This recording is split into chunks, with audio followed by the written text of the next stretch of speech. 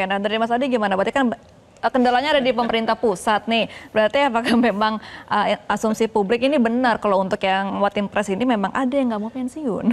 Kalau bagi saya, apakah ini inisiatif pemerintah atau DPR, ini kan soal teknis. Secara kelembagaan memang antara eksekutif dan legislatif ini memang berbeda, tapi secara praktik politik memisahkan antara pemerintah dengan DPR hari ini itu sulit.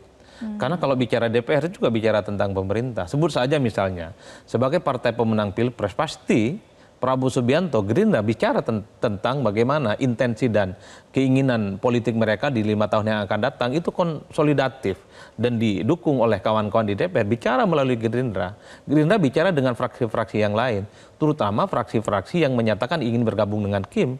Itu kan bisa diusulkan dalam konteks itu.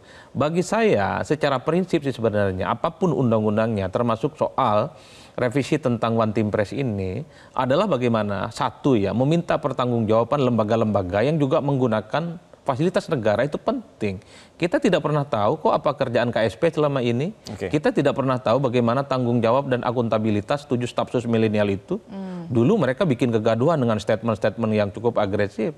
Per hari ini pun One Team Press yang kita tahu kinerjanya juga tidak pernah kita audit, minimal kita akses apa yang telah mereka lakukan, kontribusi-kontribusi apapun yang sudah mereka berikan kepada seorang presiden. Kita tentu berharap bahwa One Team Press ini adalah satu institusi yang relatif agak kuat posisinya. Jadi kalau ada keluhan, ada protes-protes terkait dengan para pembantu presiden, itu bisa ditampung di DPA.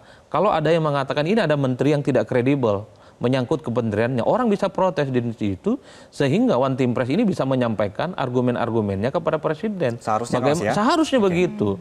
Problemnya adalah One Team Press selama ini kan hanya sekedar ingin mengakomodir orang-orang yang tak lagi jadi pejabat atau dia mantan menteri atau dia mantan politisi tapi dianggap memiliki kedekatan dengan presiden.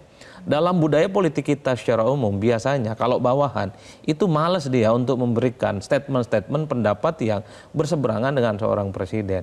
Dalam konteks itulah kalau kelembagaannya itu dikuatkan, terlepas siapapun yang ada di dalamnya, terutama untuk menyambung aspirasi rakyat, sehingga nanti One Team Press itu dia memberikan satu feedback dan masukan-masukan yang konstruktif. Kalau ada kebijakan-kebijakan tidak populer, misalnya IKN, Pak jangan sekarang dong IKN, karena keuangan kita nggak kondusif.